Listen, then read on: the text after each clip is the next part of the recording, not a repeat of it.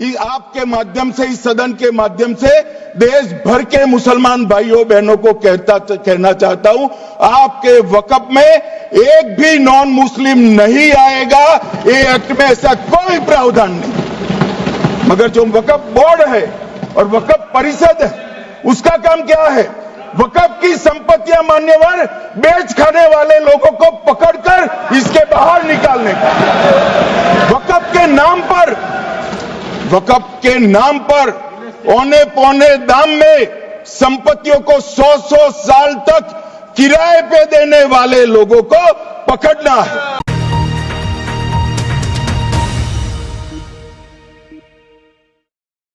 माननीय गृह मंत्री जी,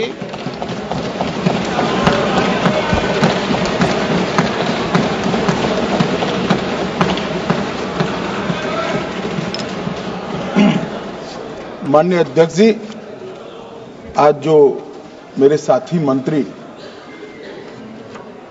बिल लेकर आए हैं, उसके समर्थन में मैं खड़ा हुआ। माननीय अध्यक्ष जी, मैं सुबह से जो चर्चा चल रही है 12 बजे से, ओके एक मिनट चेक कराता हूँ। हाँ एक सेकंड चेक कराता हूँ। एक सेकंड में करा रहे हैं, चेक कर रहे हैं। माननीय अध्यक्ष जी, 2 मिनट लगता है कभी। सुबह से जो चर्चा चल रही है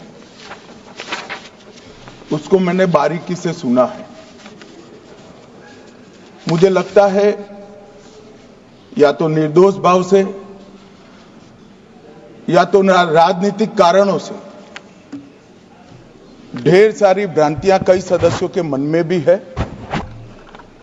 और कई सारी भ्रांतियां सदन के माध्यम से, आपके माध्यम से पूरे देश भर में फैलाने का प्रयास भी हो रहा है। बिल पर चर्चा का जवाब तो माननीय रिज्जू साहब देंगे। मैं कुछ बातें यहां रखी है, इसको मेरी समझ के हिसाब से क्लैरिफाई करने का जरूर प्रयास करूंगा। मन ये वक्त एक अरबी शब्द है। वक्त का इतिहास मान्यवर कुछ हदीसों से जुड़ा हुआ मिलता है और आजकल जिस अर्थ में वक्त शब्द का प्रयोग किया जाता है, इसका मतलब है अल्लाह के नाम पर संपत्ति का दान, पवित्र धार्मिक उद्देश्यों के लिए संपत्ति का दान।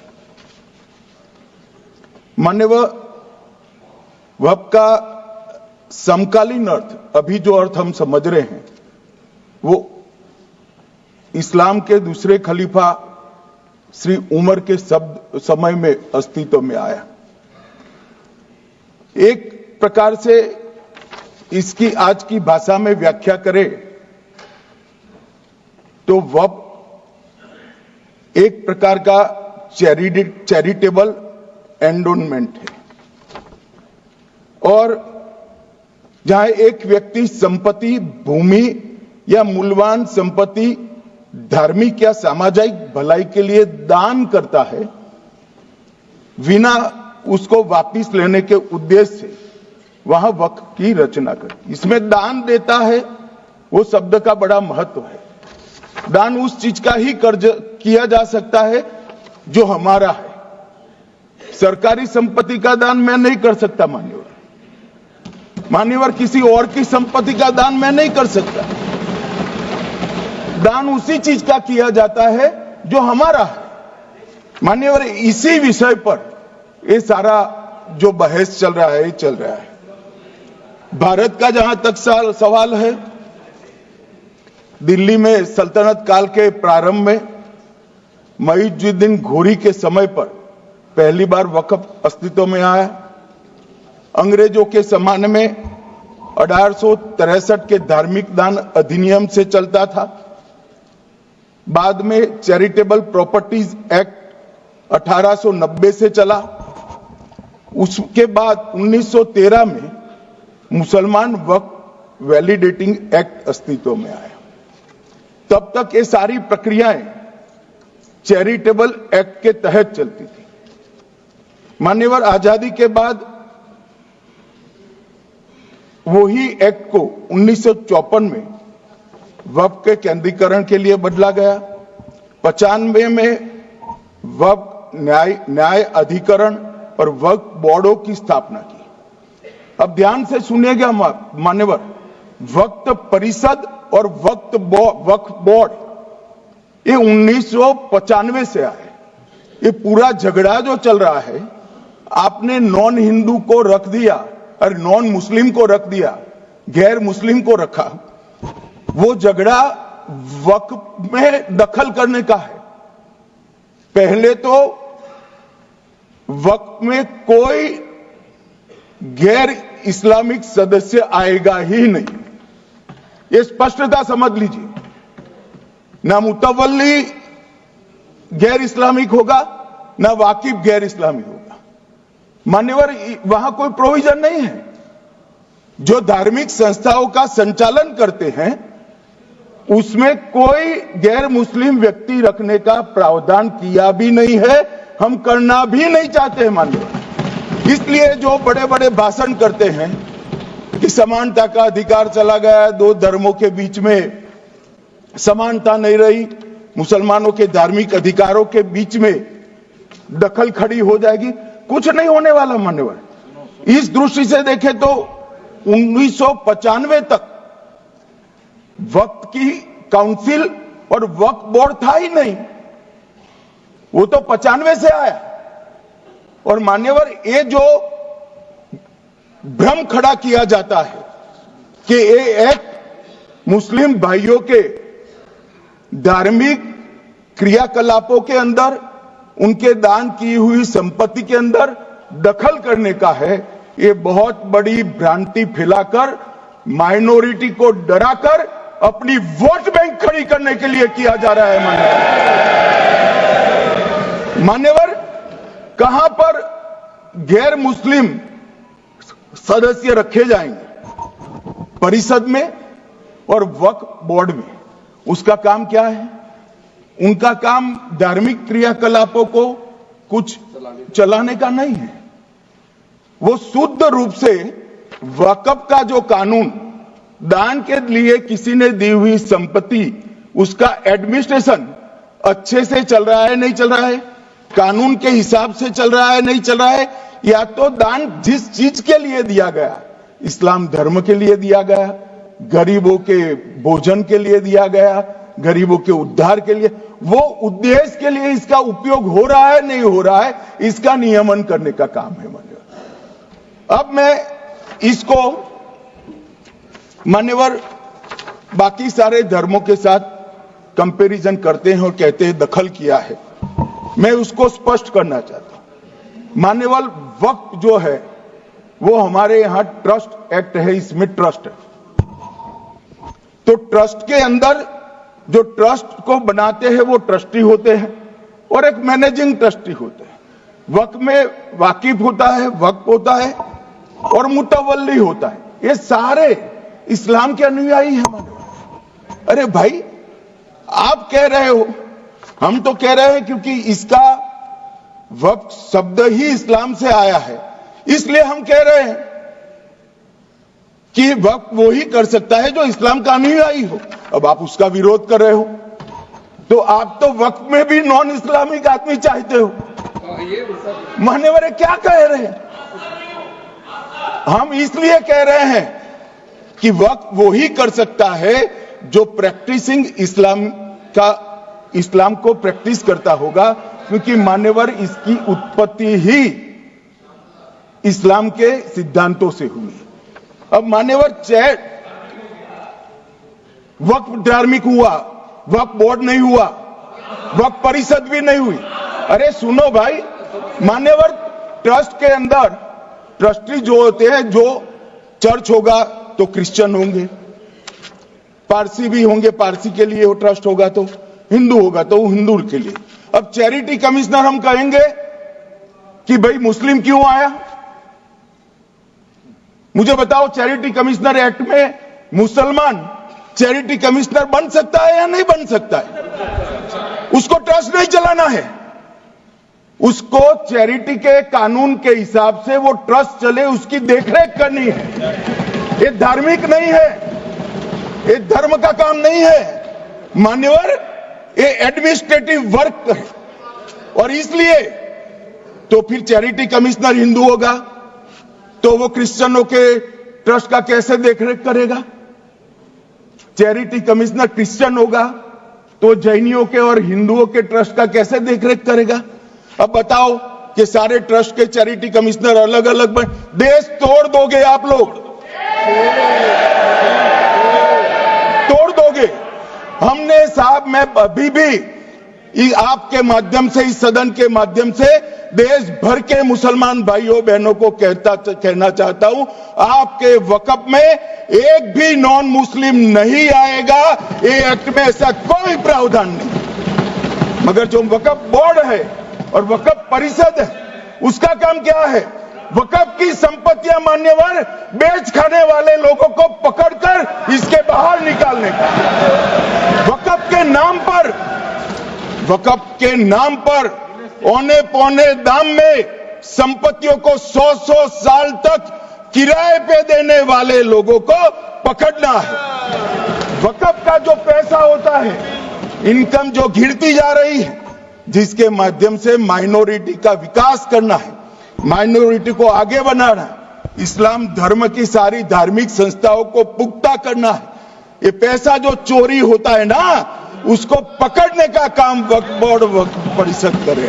और मान्यवर वो चाहते हैं कि इनके राज में जो मिलीभगत चली वो चलती रहे, ये नहीं चलेगी,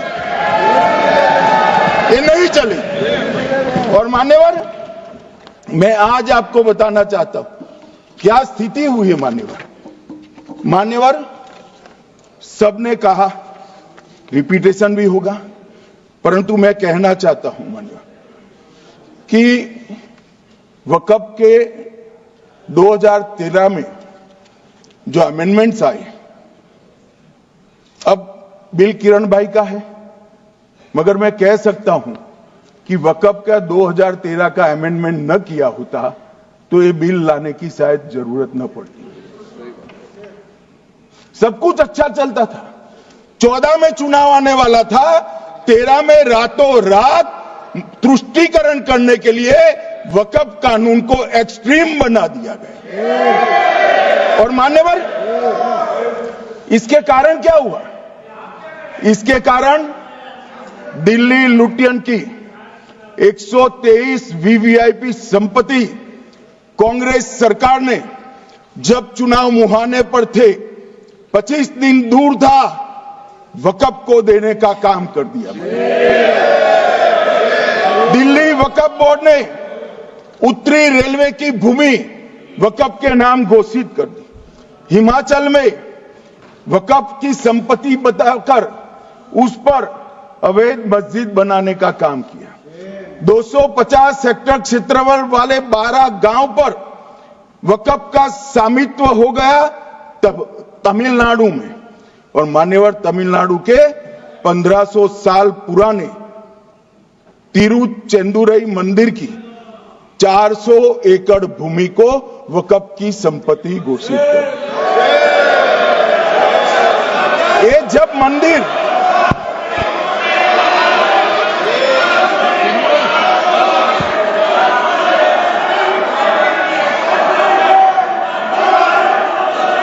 आपको मौका मिले जब अपनी बात कह देना, प्लीज बैठिए। मान्यवर कर्नाटक की, आपको मौका मिले जब अपनी बात कह देना, आप भी बहुत मिसलीड करते हैं, बैठिए। गृह मंत्री जी। मान्यवर कर्नाटक की मणिपट्टी समिति का रिपोर्ट मैं पढ़ रहा हूं, इसमें मेरा कुछ नहीं है, खड़े मत हो जाना। ये मणिपट्टी समिति का रिपोर्ट है। 29,000 एकड़ भूमि वक्फ की बिजनेस के उपयोग के लिए किराए पर दे दी। मान्यवर 2001 से 12 के बीच 2 लाख करोड़ की वक्फ की संपत्ति निजी संस्थानों को हस्तांतरित कर दी 100 साल की लीज पर। मान्यवर, बेंगलुरु में उच्च न्यायालय में बीच में पड़ना पड़ा, 602 एकड़ भूमि को जब्त करने से रोकना पड़ा। विजयपुर कर्नाटक के होनवाड़ गांव की 1500 एकड़ भूमि पर दावा कर उसको विवाद में डाला और 500 करोड़ की संपत्ति जिस भूमि का मूल्य है वहां 5 स्टार होटल को महीने 12,000 रुपए के किराए से दे दिया। अब मान्यवर ये कहते हैं कि इसका हिसाब किताब न करो, इसकी देखरेख न करो। भाई ये पैसा जो है देश के गरीब मुसलमान का है, ये गन्ना सोटों की चोरी के लिए नहीं, ये इसको रोकने के लिए। और इनके जो ठेकेदार बैठे हैं मान्यवर, ये यहां गरज गरज कर बोलते हैं, कुछ तो समझे बगैर बोलते हैं, कुछ समझ कर बोलते हैं। उनको लगता है कि इससे हम जीत जाएंगे। मान्यवर, कर्नाटक में दत्तापीठ के मंदिर पर क्लेम किया, तालीपरंबा 75 साल पुराने एक दावे के आधार पर 600 एकड़ जमीन का दावा किया और ईसाई समुदाय की भी ढेर सारी जमीनों पर कब्जा कर लिया गया। मान्यवर, आज देश के कई गणमान्य चर्च और चर्च के समूह वक्फ बिल का समर्थन कर रहे हैं। उनको लगता है कि इसका विरोध कर हम मुस्लिम भाइयों की सिंपैथी जीतकर अपनी वोट बैंक पक्का करेंगे, उसमें कोई फायदा नहीं होगा अखिलेश। इसलिए कि 4 साल में मुस्लिम भाइयों को मालूम पड़ जाएगा कि ये कानून तो उनके फायदे में है। और इसके साथ ये दक्षिण के सारे जो सांसद बोल रहे हैं, अपनी अपनी कॉन्स्टिट्यूएंसी में सारे चर्च को मान्यवर नाराज कर रहे हैं, उनको पता नहीं, सारे चर्च को नाराज कर रहे हैं। सारे चर्च ने रिजोल्व किया है कि हम खिलाफ इसका हम समर्थन करते हैं। मान्यवर, तेलंगाना में 66,000 करोड़ की 1700 एकड़ जमीन पर दावा कर दिया। असम में मोरीगांव जिले की 134 एकड़ भूमि पर दावा हुआ। बिहार का मैं लालू जी के कोर्ट के साथ बाद में बताता हूं। गुरुद्वारा से संबंधित हरियाणा की 14 मरला भूमि को वक्फ को सौंप दिया। और मान्यवर, प्रयागराज में चंद्रशेखर आजाद पार्क को भी वक्फ घोषित किया। और मान्यवर, महाराष्ट्र के वडानगे गांव में महादेव की मंदिर पर दावा किया और बीड में कंकलेश्वर मंदिर की 12 एकड़ जमीन वक्फ बोर्ड ने जबरन ले ली। मान्यवर, ये सब जब जो चल रहा है, इसमें आज भी मैं स्पष्ट करना चाहता हूं, वक्फ जो कि मुस्लिम भाइयों की धार्मिक क्रियाकलाप और उनके बनाए हुए दान से ट्रस्ट है, उसमें सरकार कोई दखल करना नहीं चाहती है। मुतवल्ली भी उनका होगा, वाकिफ भी उनका होगा, वक्फ भी उनका होगा। परंतु वक्फ की संपत्ति, इसका रख रखाव ठीक से हो रहा है नहीं। वक्फ का संचालन कानून के हिसाब से हो रहा है, निजी उपयोग के हिसाब से। सैकड़ों साल पहले किसी बादशाह ने दान किया, हमारी भाषा में कहो तो धर्मादा किया। अब इसकी संपत्ति को आप 12,000 रुपये में 5 सितारा होटल बनाने के लिए दे देते हो, ये उचित है क्या? भाई वो पैसा गरीब मुसलमान के कल्याण के लिए करिए, तलाकशुदा महिलाओं के कल्याण के लिए करिए, जो अनाथ बच्चे हैं उसके कल्याण के लिए करिए। मानिए, और ये करने की जगह बेरोजगार मुसलमान युवाओं के लिए स्किलिंग का काम करिए। लाखों करोड़ों रुपए की भूमि मान्यवर और इनकम 126 करोड़ रुपया। रेलवे की जितनी जमीन है, जिसमें हजारों करोड़ लाखों करोड़ का रेलवे का कारोबार चलता है, इतनी भूमि वक्फ के पास है और इनकम 126 करोड़ रुपए। मान्यवर कहते हैं कि इनकम का क्या उद्देश्य है?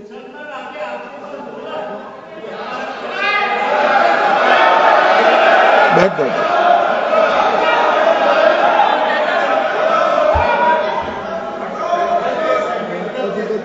मान्यवर, मैं दादा की टेंशन समझ रहा हूं, ये बंगाल के मुसलमान भी सुन रहे हैं, तो उनको टेंशन होना स्वाभाविक है। मान्यवर, लालू प्रसाद जी, आज आरजेडी के सारे सदस्य बोले, जब 2013 का अमेंडमेंट आया, मैं लालू जी का तो पूरा पढ़ना चाहता हूं, बाकी सदस्यों का सिर्फ टोकन पढ़ूंगा। लालू जी ने क्या कहा? मैडम, सरकार जो यह संशोधन विधेयक पेश किया है, सरकार की पहल का हम स्वागत करते हैं। शाहनवाज हुसैन जी और अन्य माननीय सदस्यों ने अपनी बातों को यहां रखा, मैं उसका समर्थन करता हूं। आप देखिए, सारी जमीनें हड़प ली गई है, चाहे सरकारी हो या गैर सरकारी। वक्फ बोर्ड में जो काम करने वाले लोग हैं, उनके द्वारा सारी प्राइम लैंड को बेच दिया गया है। पटना में ही डाक बंगले की जितनी प्रॉपर्टी थी, सब पर अपार्टमेंट बन गए। इस तरह की काफी लूट खसोट हुई है। हम संशोधन विधेयक तो आपको अंत में लाए हैं, समर्थन करते हैं, लेकिन मैं चाहता हूं कि भविष्य में आप कड़ा कानून लाइए और ये जो चोरी करने वाले लोग हो, उनको जेल की सलाखों के पीछे डालिए। अब साहब, लालू प्रसाद की इच्छा इन्होंने तो पूरी नहीं की, नरेंद्र मोदी जी ने पूरी कर दी। ये लालू जी ने कहा था, एक कड़ा कानून लाइए। मान्यवर शरीफुद्दीन शरीफ, उन्होंने कहा, मंत्री जी समझते हैं कि शायद इससे मुसलमानों का वोट मिल जाएगा, लिहाजा मुसलमान लोगों ने भी खुद ही तबाही मचाई है, इसलिए मैं गुजारिश करूंगा कि इसके लिए आप सख्त कानून बनाइए, उनके हाथों में हथकड़ियां पहनाइए और जो उनके कब्जे किए हैं, वो जमीनों बेचकर गरीब और तलाकशुदा मुस्लिम बहनों का कल्याण करिए। इसके बाद श्री हमीदुल्लाह सैयद लक्षद्वीप से थे, उनका भी इसी टोन का भाषण है। और मान्यवर, मैं आज की बात नहीं कर रहा हूं, 2013 का जो बिल कांग्रेस पार्टी लेकर आई, इसके विरोध में इनके समर्थकों ने जो कहा था, मान्यवर ये है। और क्या होगा भाई इससे? पारदर्शी ऑडिट होगी, आज ऑडिट ही नहीं हो रही। रिपोर्ट ऑनलाइन जमा करने की सिस्टम नहीं है, वो होगी, रिपोर्ट देनी पड़ेगी, बैलेंस शीट जमा करनी पड़ेगी, ऑडिट होगी, कैग के रिटायर्ड ऑफिसर ऑडिट करेंगे और मान्यवर पारदर्शिता आएगी। इससे क्यों डरना चाहिए किसी को? पारदर्शिता से क्यों? और वक्फ बोर्ड और वक्फ परिषद, इसका कोई ऑर्डर हम ऐसा नहीं लिख रहे हैं कि कोर्ट में नहीं जा सकते।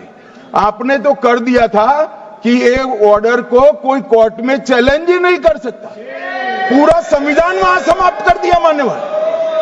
और मान्यवर, हम तो इसको कहते हैं कि कोई भी चैलेंज कर सकता है कायदे की अदालत में। इस देश में संविधान का राज है, ग्रीवेंसेस जिसका भी हो कोर्ट में जा सकता है। 2013 में जिसकी भूमि हड़पी, इसके ग्रीवेंसेस को भी कोर्ट के फोरम से बाहर करने का पाप एक कांग्रेस पार्टी ने किया। मान्यवर, एक अफवाह और फैला रहे, प्रोस्पेक्टिव इफेक्ट से आ रहा है।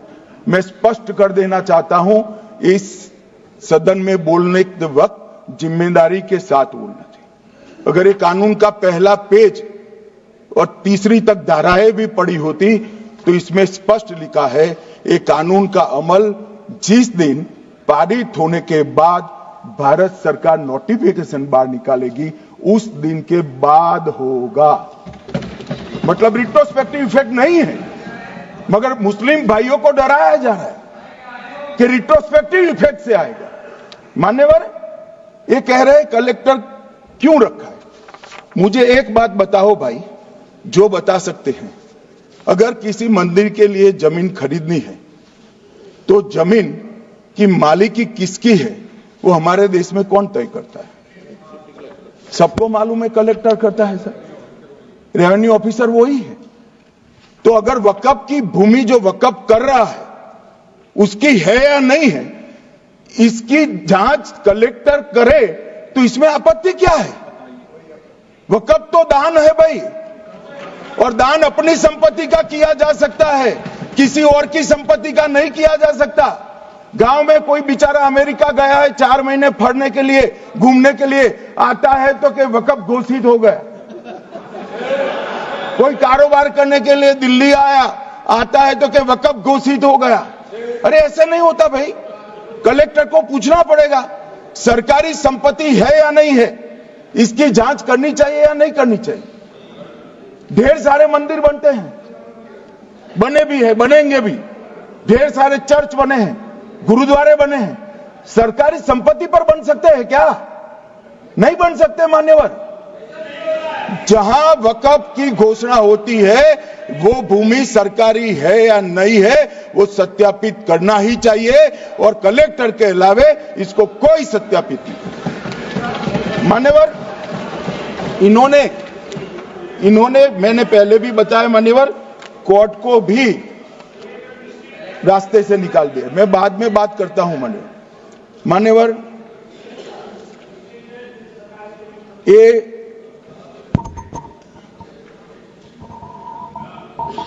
मान्यवर एक उपयोग के आधार पर वक्त की समाप्ति। मान्यवर ये कह रहे हैं कि सैकड़ों सालों से वहां प्रैक्टिस है। अब वो तो वक्फ रजिस्टर हो गया, आपने घोषित कर दिया, वक्फ में रजिस्टर भी हो गए, अब इसका सवाल नहीं है। मगर सैकड़ों साल की प्रैक्टिस, मुगलों के समय की प्रैक्टिस आज घोषित की जा सकती है क्या? अगर वहां नमाज पढ़ रहे हैं तो लोग देखते होंगे, कब्रिस्तान होगा लोग देखते होंगे, दरगाह होगी तो लोग देखते होंगे, और घोषित भी हो चुका होगा, रजिस्टर भी हो चुका होगा।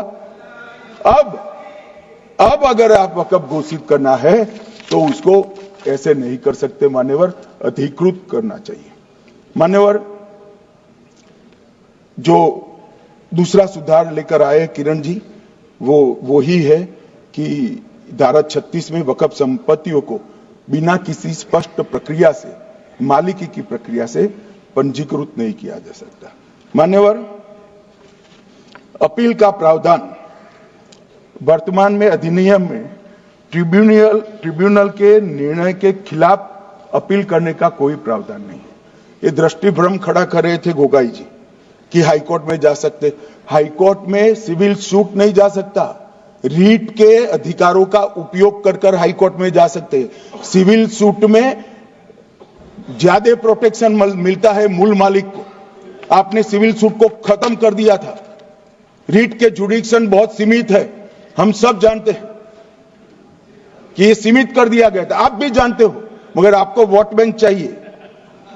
मान्यवर, ये हमारा स्पष्ट सिद्धांत है भारतीय जनता पार्टी की, मोदी सरकार का, कि वोट बैंक के लिए हम कोई कानून नहीं लाए।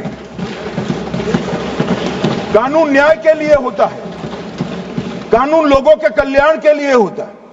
इन्होंने कहा कैसे कैसे कानून आए हैं, मैं बता देता हूं सब। अभी कांग्रेस के महासचिव और माननीय सदस्य कह रहे थे क्या कानून आ रहे हैं सब, किस प्रकार के कानून आ रहे हैं। मान्यवर, इसी सदन में नरेंद्र मोदी सरकार ही महिलाओं को 33% आरक्षण का कानून लाई। इसी सरकार में पिछड़ों को संवैधानिक अधिकार दिया गया। मान्यवर, इसी सरकार में बजट जो आए, इसमें गरीबों को गैस, शौचालय, पानी, 5 लाख तक का बीमा, 5 किलो अनाज, बिजली और घर दिए गए।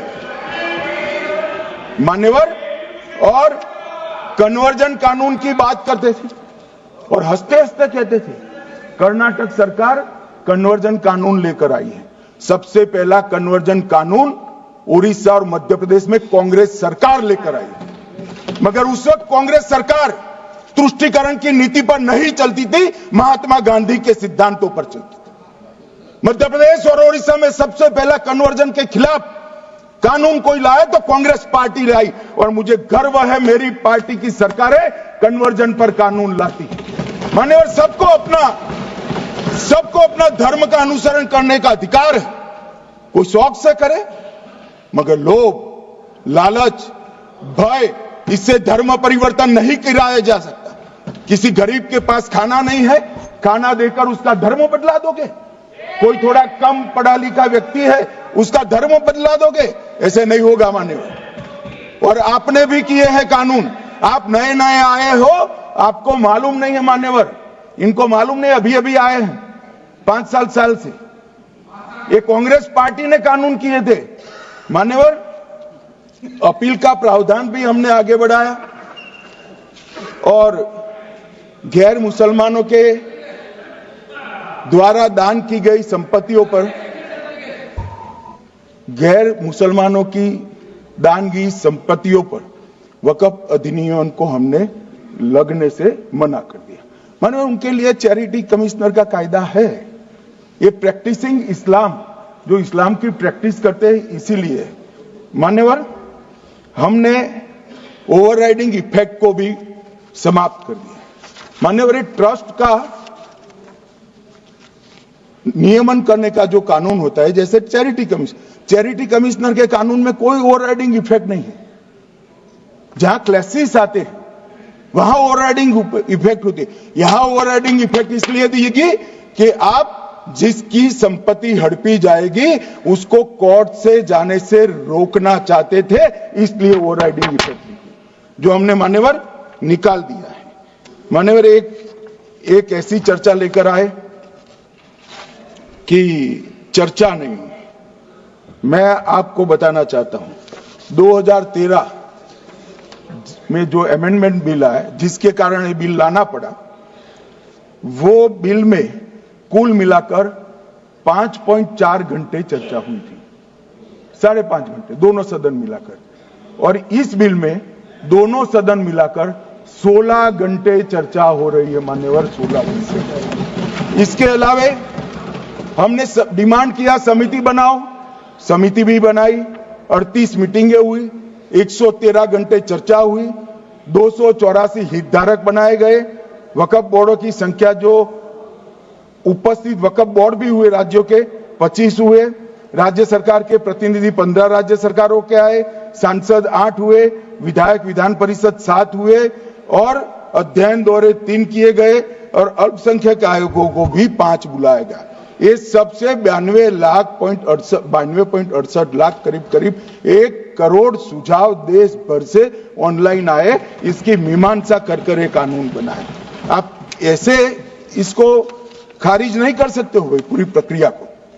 आप जो कर रहे हैं 5.5 घंटे की प्रक्रिया, ये बहुत लोकतांत्रिक प्रक्रिया है और हम 16 घंटे चर्चा करते हैं कि चर्चा आपके अनुरूप चर्चा नहीं हो सकती। ये सदन में हर सदस्य बोलने के लिए स्वतंत्र है, कोई परिवार की यहां चलती नहीं है। ये तो जनता के नुमाइंदे हैं, किसी की कृपा से नहीं आए हैं मान्यवर। वो जो दिल में है, जो जनता की आवाज है, वो रखेंगे मान्यवर। एक सदस्य द्वारा कहा गया कि ये मिसलीडिंग है कि पुराने कानून में 2013 के जो अमेंडमेंट्स थे उसमें अपील का प्रोविजन था। अब मैं कहना चाहता हूं 83(9) उसमें अधिकरण द्वारा किए गए किसी भी विनिश्चय का आदेश विरुद्ध, चाहे वो अंतरिम हो या फाइनल, इस पर अपील नहीं हो सकती। इसका मतलब अपील का प्रोविजन आपने रखा ही नहीं था। सिविल न्यायालय, राजस्व कोर्ट और अन्य प्राधिकरण, उसके अधिकार क्षेत्र पर भी प्रतिबंध लगा दिया गया और सरकारी अधिसूचना जो बाद में वक्फ बोर्ड और वक्फ परिषद के एडवाइस से होगी, इसको भी कोई चुनौती नहीं दे सकता। मान्यवर, मुझे ये बताओ कि अभी अभी फैशन है संविधान लहराने की। ये संविधान के हिसाब से सरकार का या किसी भी निजी संस्था का कोई भी फैसला मान्यवर कायदे की कोर्ट से बाहर कैसे हो सकता है?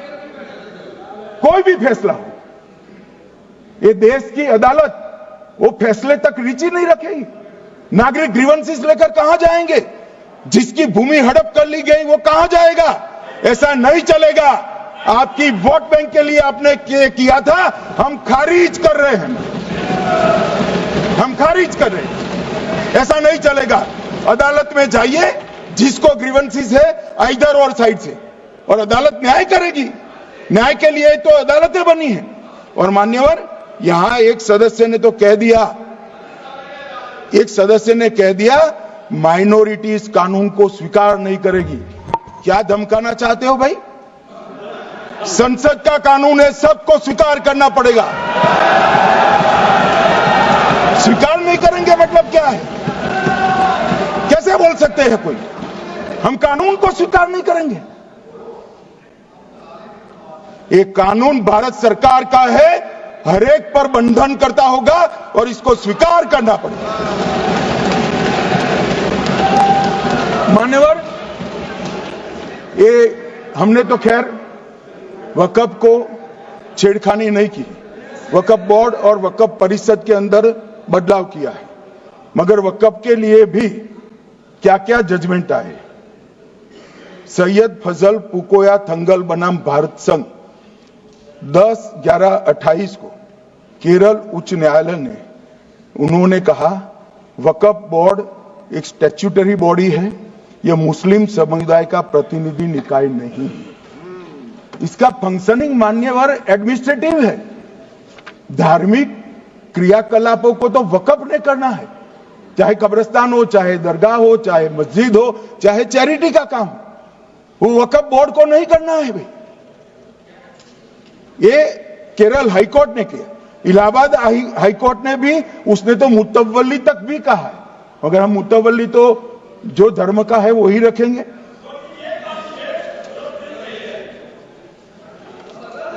मान्यवर, इन्होंने कहा एक मुतवल्ली के कर्तव्य विशुद्ध रूप से धर्म निरपेक्ष कैरेक्टर है, मगर हम मुतवल्ली को छू नहीं रहे। मान्यवर ये कह रहे थे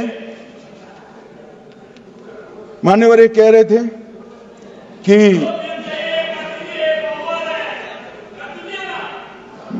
मान्यवर ये कह रहे थे कि कोई गड़बड़ियां नहीं हुई। मान्यवर,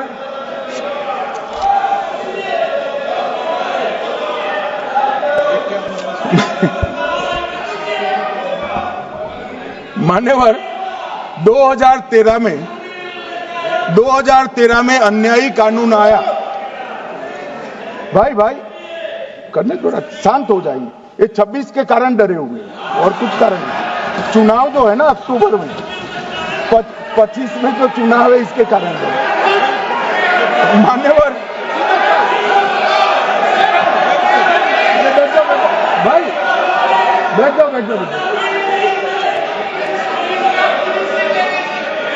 मान्यवर,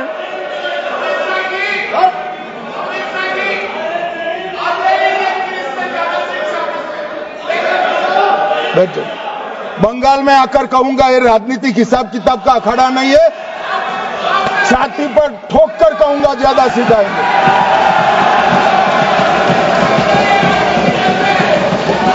मान्यवर 2013 के, अरे बैठ जाओ वकील साहब बैठ जाइए। मान्यवर 2013 में वो भी रिपीट होने वाले हैं। मान्यवर 2013 में, बैठ जाओ। मान्यवर 1913 से लेकर 2013 तक, 1913 से 2013 तक वक्फ बोर्ड का कुल एकड़ में भूमि सब वक्फ का मिलाकर 18 लाख एकड़ था। मेरी विनंती है सभी सदस्य इसको ध्यान से सुनिए। 1913 से 2013 तक 18 लाख एकड़, और 13 से 25 तक एक कानून बनने का परिणाम क्या आया, और नई 21 लाख एकड़ भूमि बढ़ गई। अब मान्यवर 39 लाख एकड़ जो भूमि है उसमें 21 लाख एकड़ 13 के बाद है। अब ये कह रहे हैं कि इसका दुरुपयोग नहीं हो रहा है। मान्यवर, और लीज पर दी गई संपत्तियां 20,000 थी, और 25 में रिकॉर्ड के हिसाब से, हो सकता है गलत भी हो सकता है, रिकॉर्ड्स के हिसाब से शून्य हो गई। तो मान्यवर संपत्तियां कहां गई? मान्यवर बेच दी गई। किसकी संपत्ति से, किसकी परमिशन से बेचा? मान्यवर मैंने पहले ही कह दिया कि केरल और देश भर के Catholic bishop council, Catholic bishop conference of India, Catholic Congress Kerala, भारतीय कैथोलिक धर्मगुरुओं की महासभा, केरल चर्चों की संयुक्त परिषद, कैथोलिक कांग्रेस केरला, ये सब ने इस बिल का समर्थन करा है और कहा है अन्यायी 2013 का सुधार। हम अकेले नहीं कह रहे मान्यवर। और मान्यवर इसी एक्ट में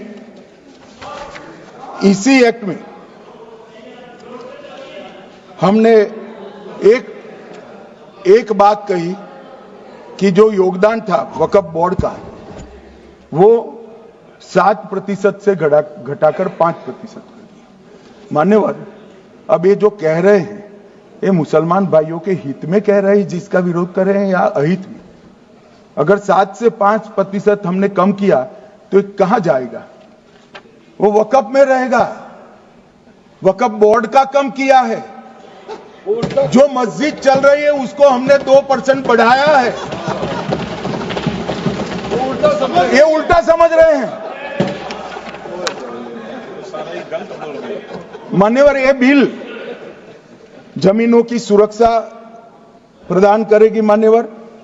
किसी की जमीन अब घोषणा मात्र से वक्फ नहीं बनेगी, उसको प्रोटेक्शन मान्यवर। पुरातत्व विभाग और एएसआई की जमीन को हम सुरक्षा देंगे। आदिवासी भाइयों की शेड्यूल 5 और शेड्यूल 6 की जो जमीन है वो सुरक्षित हो जाएगी। निजी संपत्ति जो आम नागरिकों की है वो भी सुरक्षित हो जाएगी। और वक्फ करने के लिए स्वामित्व को दान तो साहब अपनी संपत्ति का ही कर सकते हैं, गांव की संपत्ति का दान नहीं कर सकते। तो वक्फ निजी संपत्ति से ही स्वामित्व के बगैर नहीं हो पाएगा। इसमें पारदर्शिता लाने के लिए सूचना की प्रक्रिया को दाखिल किया गया है। वक्फ बोर्ड की वक्फ की जो संपत्ति घोषित करने की अधिकार थे उसको समाप्त कर दिए। कलेक्टर से सर्टिफाइड कराना पड़ेगा और नए वक्फ पारदर्शी तरीके से पंजीकृत भी करने पड़ेंगे। रजिस्ट्रेशन के बगैर कोई संस्था नहीं चल सकती। और मुस्लिम ट्रस्ट अब तक के जो है उसको हमने इस जो माफ करना, कई सारे ऐसे मुसलमान भाई हैं जो वक्फ के कानून को अंदर दायरे में आना नहीं चाहते। मुझे मिले थे वोरा समाज वाले, वोरा समाज है, अहमदिया है, कई सारे ऐसे समुदाय हैं, सिया भी है, पसमंदाओं के भी कुछ ट्रस्ट हैं। वो सभी को मैं एक आनंद का समाचार देना चाहता हूं, अब मुसलमान भी ट्रस्ट एक्ट के अंदर अपना ट्रस्ट रजिस्टर करा सकता है। इसके लिए कंपलसरी नहीं है कि वो वक्फ के कानून में भी जाए, चैरिटी कमिश्नर एक्ट के तहत वो करने वाला है। मान्यवर भूमि के रिकॉर्ड का कार्यालय होगा, समाचार पत्र और क्षेत्रीय भाषाओं में इसकी एडवर्टाइज दी जाएगी। ढेर सारे प्रावधान मान्यवर इसके अंदर किए हैं। महिला, सिया, पसमंदा, वोरा, अहमदिया उनका हमने समावेश किया ही है। और उन्होंने कहा, मैं सुन रहा था मान्यवर, एक फैशन हो गई, राम जन्मभूमि का मंदिर बनाने की बात आई तो इस देश के अंदर खून की नदियां बह जाएगी, मुसलमान रोड पर आ जाएगा, मुसलमानों का ये हो जाएगा, वो ट्रिपल तलाक, फिर से डर, सीए आया कि मुसलमानों की नागरिकता चली जाएगी। जिन जिन ने भाषण किया है एक मुसलमान की नागरिकता गई है तो बता दो। मुसलमान भी जानता है। और मैं तो आपके माध्यम से देश के मुसलमानों को अपील करना चाहता हूं मान्यवर, मैंने बहुत झेला है। ये कहते थे कि सीए कानून मुसलमानों की नागरिकता लेने 2 साल हो गए, एक भी मुसलमान की नागरिकता गई है तो सदन के पटल पर रखी। कितना झूठ फैलाया इन्होंने। मान्यवर, धारा 370 हटाई। ये कह रहे थे मुसलमानों का ये हो जाएगा, वो हो जाएगा। फिर से उमर अब्दुल्ला जीत कर आज शासन कर रहे हैं। आतंकवाद समाप्त हो गया, विकास शुरू हो गया, पर्यटन बढ़ गया। मान्यवर, एक कांग्रेस पार्टी और उसके साथियों ने मुसलमान भाइयों को डरा डरा कर अपनी वोट बैंक खड़ी करने का काम किया। हम नहीं डरा रहे मुसलमानों को, आप डरा रहे हो भाई। आप कह रहे हो ये हो जाएगा।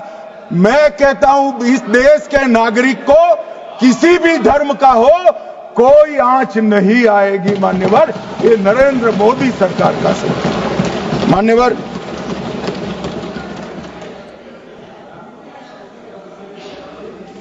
इनको मान्यवर ना पिछड़ों की चिंता है ना मुसलमानों की। ये सालों से जातिवाद और तुष्टीकरण इसके आधार पर काम करते हुए आए हैं और जातिवाद और तुष्टीकरण की राजनीति कर कर अपने परिवार की पॉलिटिक्स को आगे बढ़ाए हैं। मगर 2014 से मान्यवर जातिवाद, तुष्टीकरण और परिवारवाद को एक साथ नरेंद्र मोदी ने समाप्त कर कर विकास की राजनीति इस देश में प्रस्तावित की।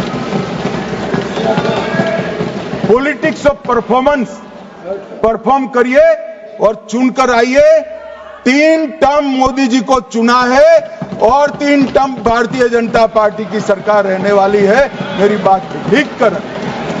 मान्यवर, अंत में मैं किरण जी को बहुत बहुत बधाई देना चाहता हूं कि बहुत अभ्यास कर सारे दूषणों को निकालकर वक्फ कानून को शुद्ध, पारदर्शी और उद्देश्यों को समर्पित बनाने का काम रिज्जू साहब लेकर आए हैं। मैं इसका समर्थन करता हूं।